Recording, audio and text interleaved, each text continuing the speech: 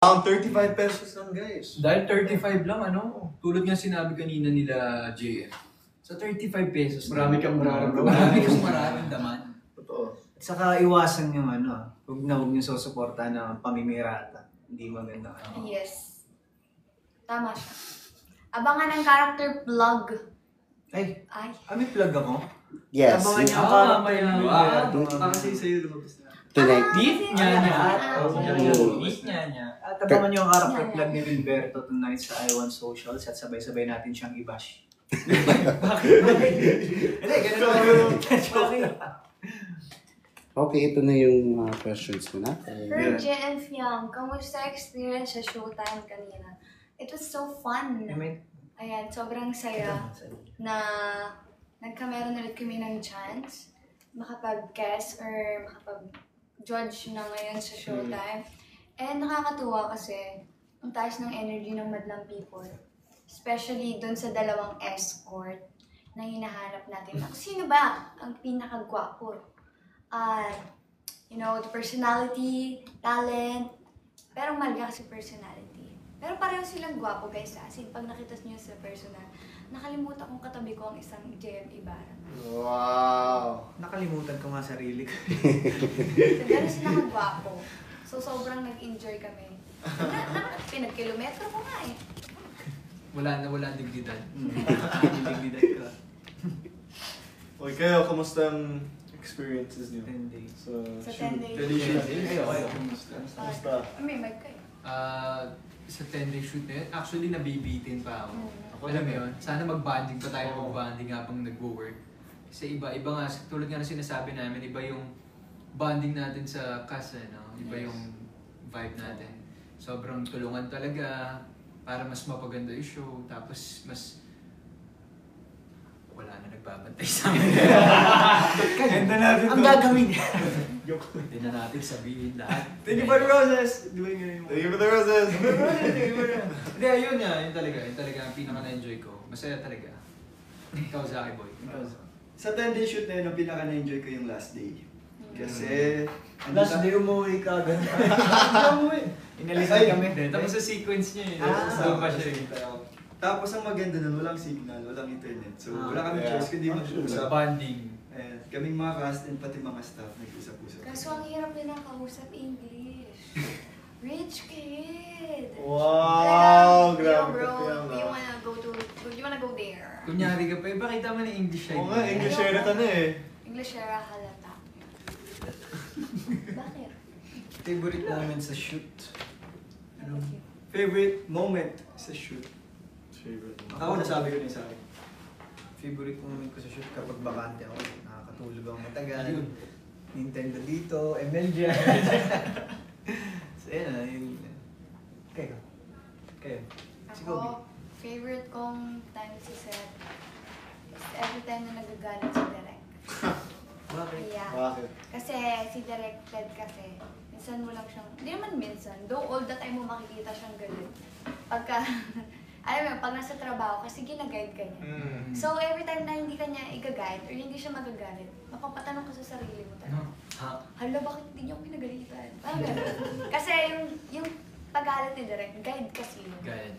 Yes, so, and every time na nagkakamali kami, alam mo yun, nagagalit talaga si Direk.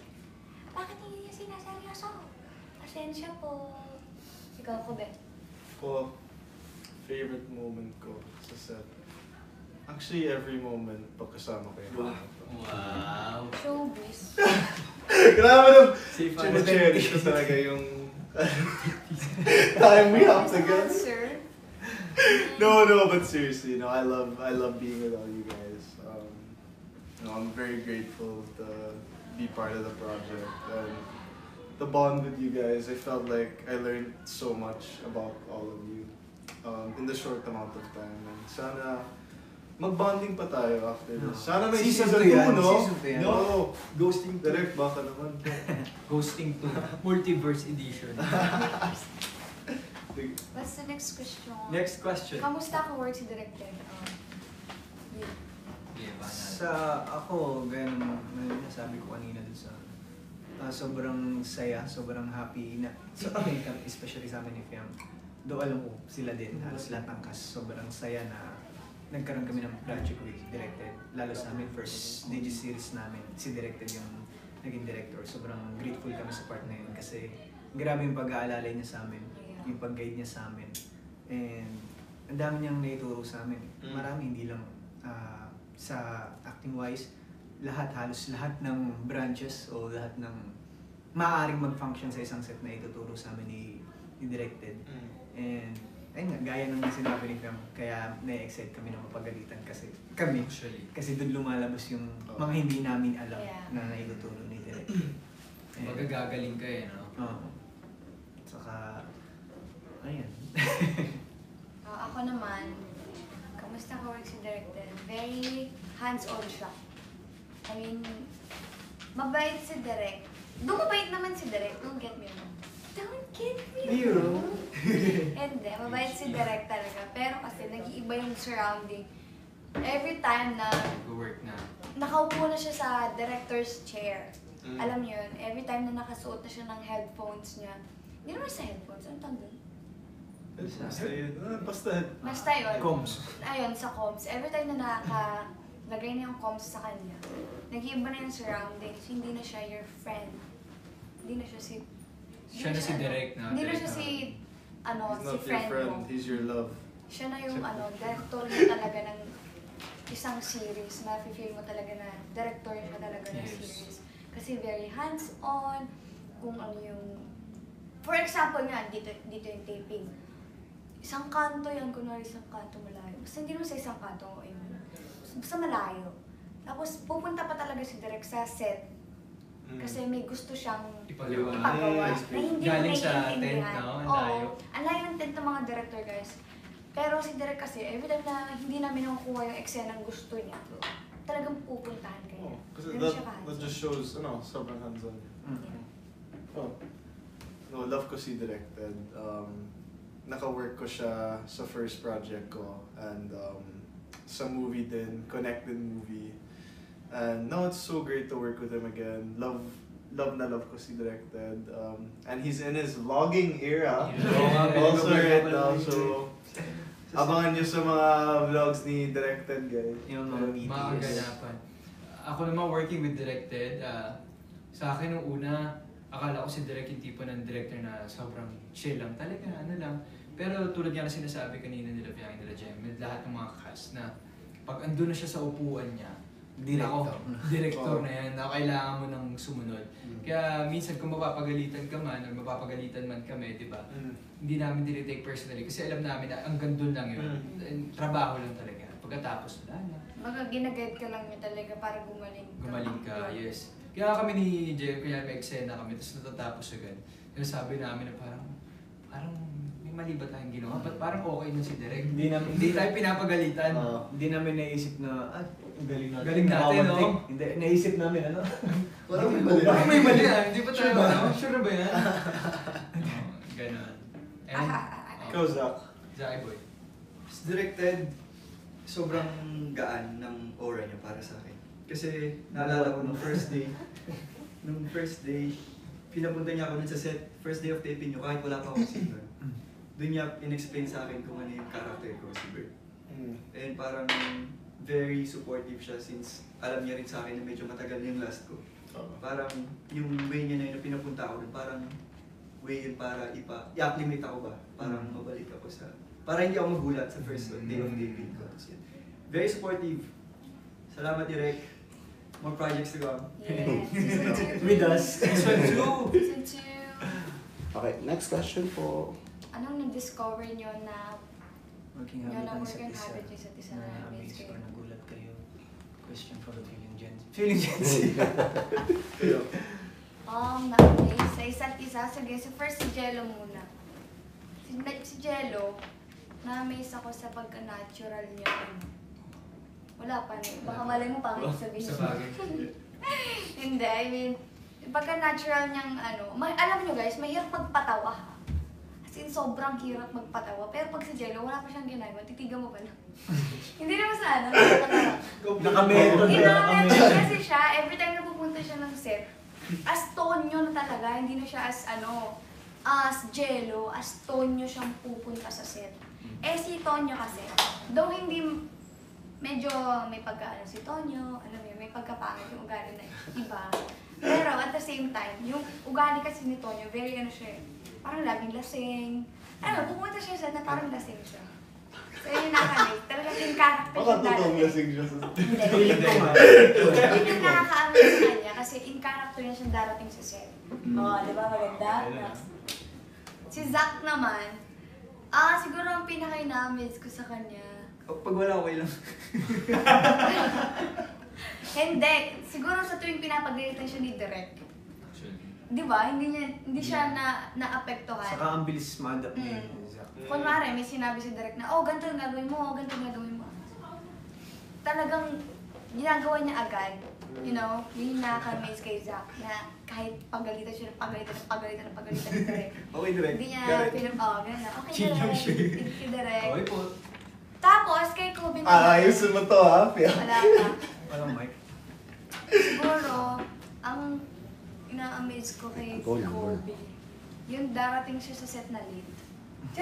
Oh! Hindi, Amazing joke lang. way. Grabe, isang Joke beses lang. lang yun. Isang beses lang ba? Sa Tanay. Oo, baka Sa tama. Tanay. Oo, tama. Grabe ka! Hindi ka nalit ang first day of taping, ah. Oo, sa Tanay lang. Ang layo-layo So, kasi. ayun, ang kay Kobe naman, siguro, ang pinaka-inamis ko sa kanya, excuse me, yung buhok niya. Ang tagal bilich niya na. Sakit na mga Kobe. Wow, thank you ah. Siguro, yung willing siyang matutong mag-Tagalog. Yung willingness. Yung willingness niyang matutong mag-Tagalog na straight Tagalog. Kasi yung sa line niya kasi, full Tagalog yung iba. And alam mo yun, pagka sinasabi ni Direk na pwede mong i-translate sa English yan, sinasabi ni Kobe na hindi Direk, kaya ko yan. Alam mo yung willingness, nandun pa din yung willingness na matuto siyang mag-straight Tagalog. Yun ah. So, ayan. So, for GM Ibarra naman. Oh! Siguro ang pinaka-ina-amaze ko sa kanya is yung pagka-focus niya sa trabaho. Pagka-work. Professional, no? The professionalism, you know, yung pagka-professional niya, pagka-work na talaga is hindi pa din nagbabago. And I hope hindi magbago yun. Kasi every time na dumarating siya sa set, alam mo yun, mafe-feeling mo na talaga sa kanya na professional siya. Hindi siya nakikipagkuririan. Alam mo yun, very professional siya. Okay, kaya maayos mga sinagot ko. Para maayos abutin. din. Okay. Ikaw naman. Maabutin tayo ng oras mo lang. Okay lang yun. Sige, carry lang. Go lang. Okay lang yun. Ayun. Baka kasi may hinahabol tayo oras eh. Wala naman. Hindi, wala Basta naman. lahat kayo. Go lang. Oo, Chika lang. Uy, ang ganda na sabi ko sa'yo. Ako sige, syempre kay Jello, sobrang gaan niya katrabaho. No? To the point na out of character na ako kapag nakikita ako si Jello. Di ba sabi? Kaya yun yung isa yung abangan na, yung chemistry namin ni Jello. Kasi ultimo ako na yung ka-excel ni Jello, ako pa yung natato. sobrang galing din. And then kay Zack, sobrang hustler ni Zack. Ibang klase din. First time ko makatrabaho si Zack, hindi ko in-expect na ganun yung acting skills ni Zack. And kay Kobe, nakatingin kasi ako sa video eh. And of course kay Kobe na din ako eh. Bumilib din ako dun sa eagerness ni Kobe kasi kung ako'y nasa lugar ni Kobe, nasasabihan ako na pwede kong Englishin, gagawin ko yun kasi Komportable kayo. mas madali sa akin. Pero si Kobe, ibang klase. I mean, binibigyan buhay niya talaga yung character ni Juan, hindi ni Kobe. Salamat. And ang gandang halaga nun sa craft mo as an actor. And kay Piang, okay. Uy, why is it Hindi, nakakatawa si Piang. Halos lahat kami ng cast dito, mga staff, natutuwa sa mga pinapakita ni Piang. At hindi siya normal o hindi... Parang This is normal. Hindi, I mean, hindi siya yung normal mong makikita She's- sa mga baguhan. She's out of this world. Actually, one of Hindi. Basta, hindi mo masasabing... Ang hirap kasi sabihin kasi baguhan din ako. I mean, baguhang actor. Pero kung ako, as a casual viewer, hindi ko talaga makikita ang baguhan yung mapapanood niya sa series, na yung performance ni Fian. Yeah. At kung kung in terms of the most, siguro ang nakakabilib kay Fiang yung paghugot niya, kapag may mga kahit hindi heavy scene o drama o heavy drama na scene, ang bilis niya humugot, ang bilis niya iparamdam sa camera na yung Hindi kasi... Emotional. I have a question. Yeah, kapag nag-internalize ka, what do you like listen? Because you always put on your headphones. What music do you listen to get you into that? Hindi.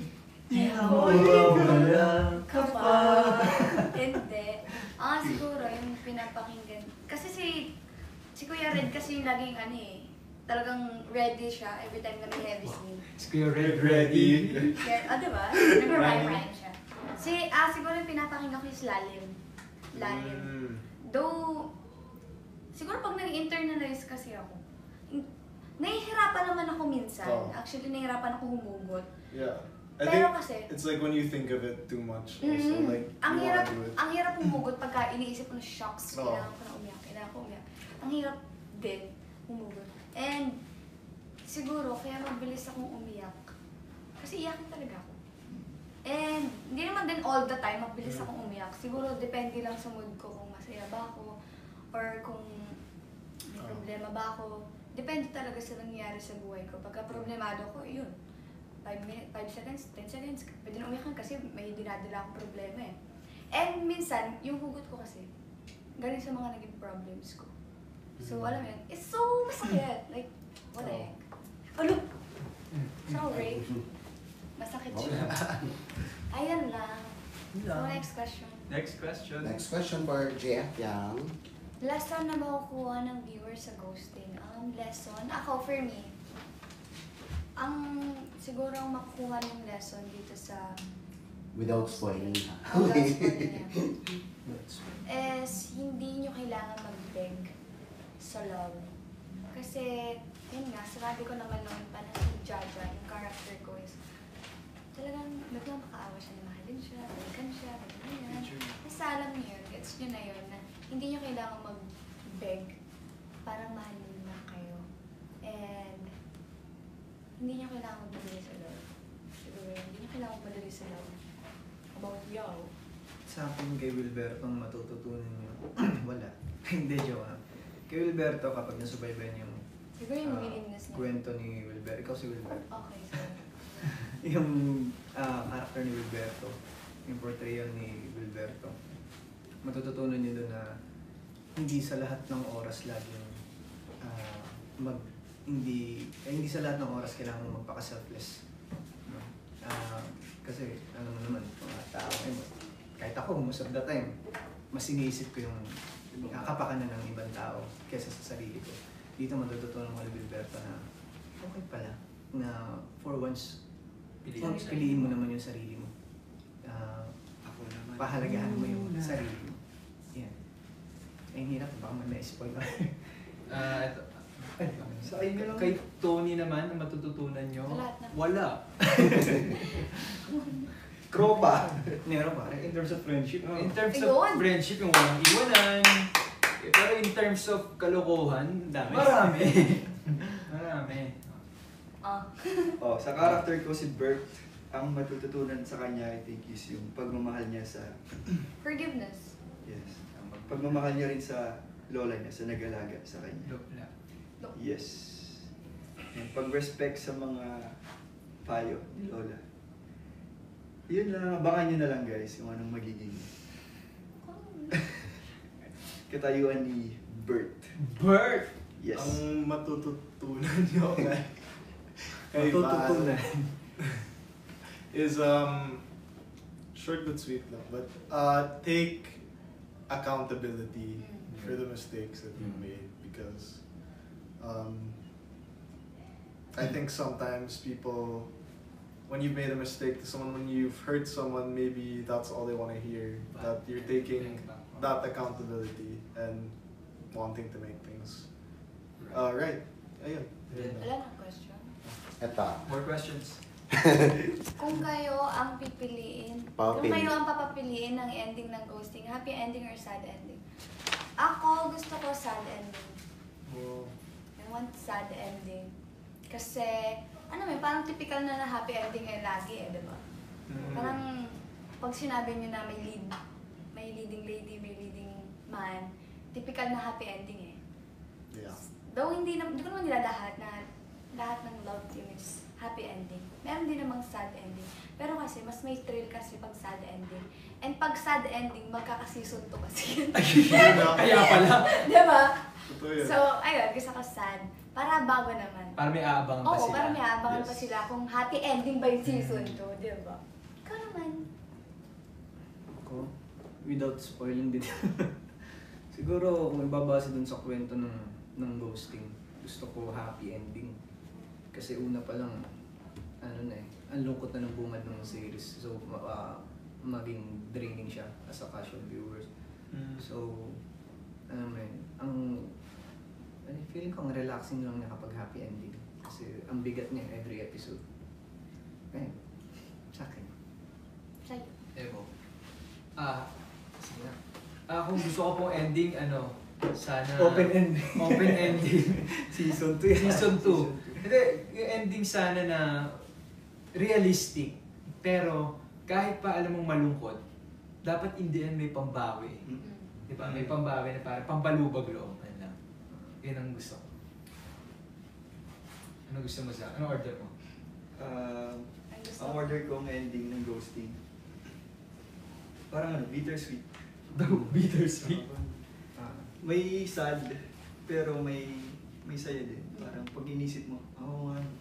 Yung mga manonood sa iyak tao sila. Abangan nyo guys, magandang ending ng ghosting. I think same lang. Same lang. Copy and paste talaga. So, Copy and paste. Copy and paste. Para Control. may season 2. Basta dito na pa ako sa season 2. Kaya sabi Basta may naman, season two. nag-a-announce sa season 2. Guys, panoorin nyo para may season 2. Hindi naman nagpaparinig, pero Ay, sana parang talaga ganun na may nga. season 2 talaga. Mamamatay na pala ako doon. Hindi na pala kasama sa season 2. Wala nang question? Kaya guys, baka may question kayo dyan. Ano ba to? Swipe mo pala. Wala kami makita. Yan. Ayan, baka may question kayo dyan, guys. Grabe. Huwag naman There's yung so... ganyan. Heart. Guys, account ko na lang isend. Guys, 09. May question kayo? Every week, Ang hirap pa sa akin. Ang bilis. Yeah, hirap pa sa akin. Daming comments. Every week mo papanood? Wala na pong questions. Every weekend. Every weekend? Every Saturday. Every Saturday Every daw, 8 guys. p.m. So, Every Saturday, 8 p.m. starting July July 9. Ilang episode per week po? What? Isa. One every Saturday. Ay, talagang beating Alam na ba nila Mm. kung ilang episodes? Binge watch. Nasabi niya ni Direk sa Twitter, 10. 10 episodes po yan. Wait lang, may tatanong Ilang lang. minutes per episode? 30 to 40. 30 to 40. 30 to 40. And can you tell us about our day? Ano ginawa natin sa promo? Okay, our day went good. Tapos, Yung ito. Sorry. Go lang. Na-end. Ayan, wala na kami nababasa, guys. So, yung araw namin ngayon ay okay naman. Enjoy, especially yung start ng day namin is showtime agad. So, diba? Ang showtime kasi happy vibes lang talaga eh. So, yung start ng day namin, masaya. Kasi ang start nga ay how's happy vibes. Kamusta naman na experience sa pag-judge? Actually nakakatawa. Ang sakit na ng tiyan ko kakatawa, tsaka ang sakit na ng panga ko kakanganga. Kasi grabe yung humor ng mga escort, no? Talagang wow. Gusto ko yung ganung personality. The humor is humor. Saan ba? Experience sa pag-judge kanina sa Masaya. show. Sobrang naka-enjoy. Feeling ko Isa ka. nanonood lang ako dun. Nakakatawa sobra. Hindi nga namin naisip na judge ko lang. Sali nga kami ni Jello. Parang isa pa ulit. Nasaan si ano? Mag-escort Parang ka. breaking news naman. Parang gusto ko na rin sumalit. Parang gusto namin ni Jello mag-escort.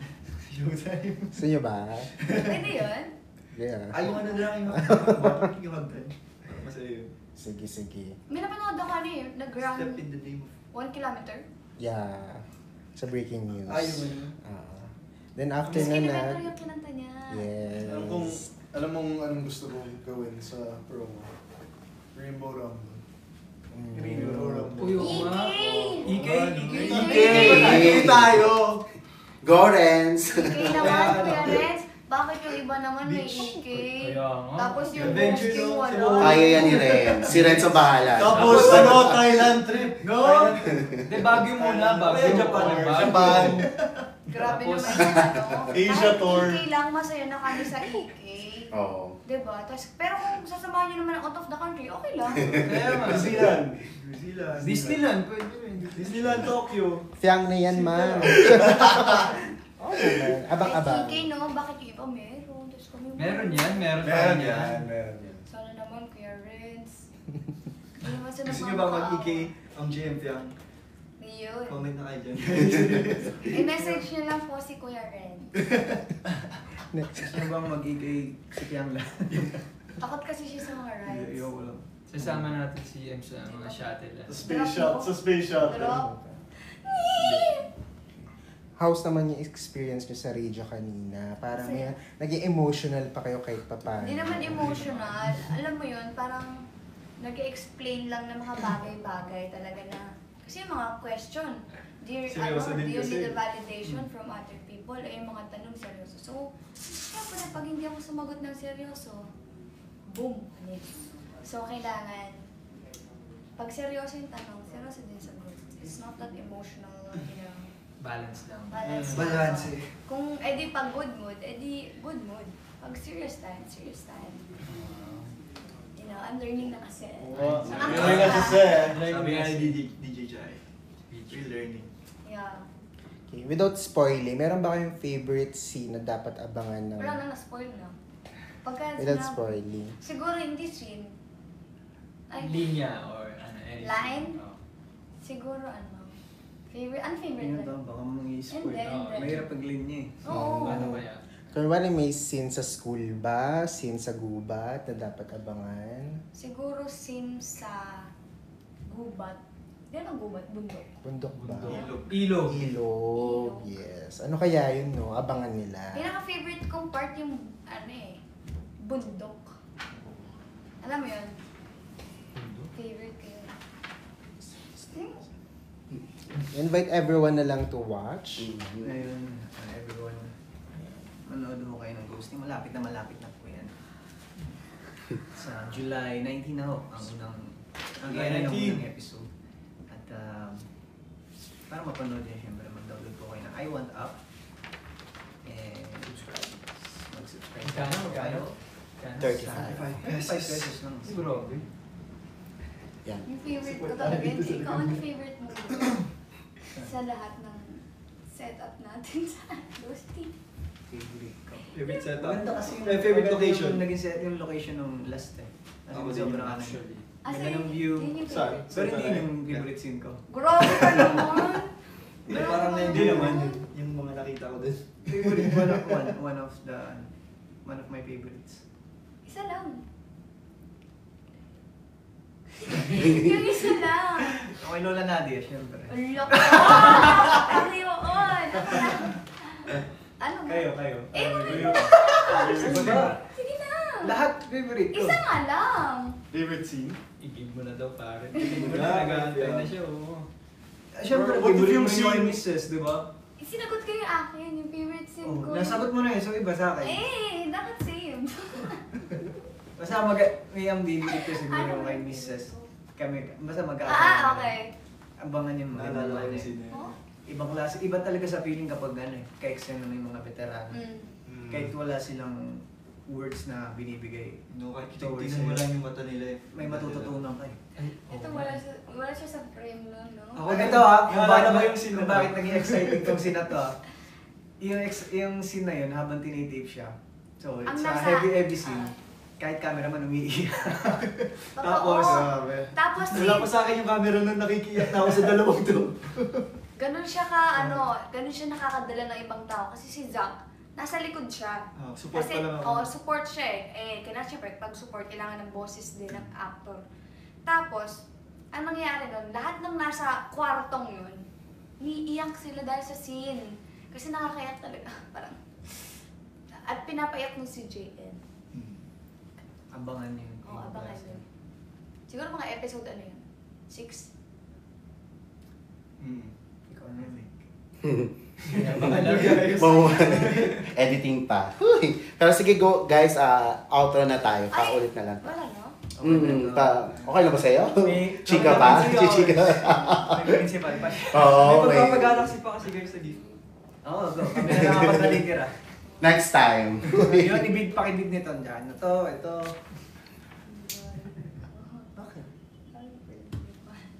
So that's all guys. Magkita-kita tayo sa July 18. Tama ba? 19. Yes. July 19. July 18. Ayan, Premiere night sa premiere. The premiere night. July 19. Advanced screening. Screaming. Scrimmage. Ayan, sa lahat po ng pupunta ng screening namin sa July 19.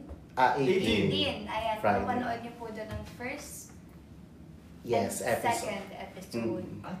Dalawa. Di ako sure, pero alam ko yung First first. episode. Dalawa. Yung First sa two Lawat episodes. First five. Dalawa, yes. So, pinupush nila na dalawa. Na yung panood. dalawa rin. Yes, kasi kung... So, ayan, sa mga pupunta po ng screening ng Ghosting sa July 18, mapapanood niyo po ang first and second episode. I hope second. Abangan po din ang character ni Wilberto na ipopost po ngayon tonight sa I Want socials. Ayan. Kasi yung akin kahapon nalabas na eh. Yes, kagabi. Nalabas na kung ano yung personality ni Jaja. So ngayong gabi naman is yung kay Wilberto as a soldier nung 1940s. Guerrilla. Mga Hukbala, hip-hop. Okay guys, babay na Bye tayo. guys! Bye guys! Bye, Thank guys! you! Maraming salamat. July 19 na po! Bye-bye! Bye-bye!